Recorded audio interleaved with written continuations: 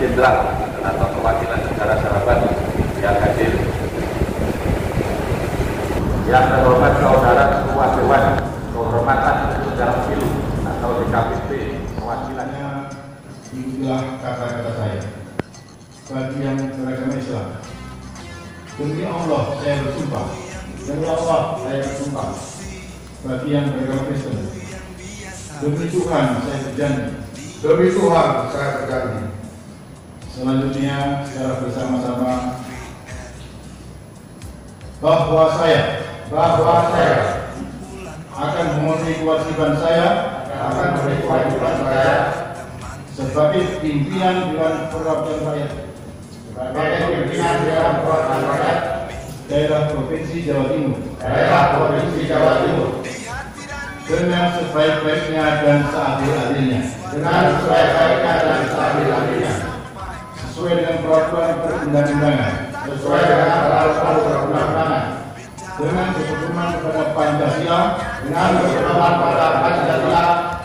dan Undang-Undang Dasar Negara Indonesia tahun 1945 bahwa saya dalam menjalankan kewajiban akan bekerja dengan sungguh-sungguh demi tegaknya kehidupan demokrasi serta mengutamakan kepentingan bangsa dan negara. Dengan hormat selanjutnya dan kita berdiri bersama penandatanganan berita acara sumpah janji. Kami mohon petugas protokol untuk mempersiapkan penandatanganan berita acara oleh pimpinan DPD Provinsi Jawa Timur yang akan diawali oleh Bapak Kusnadi FHMC,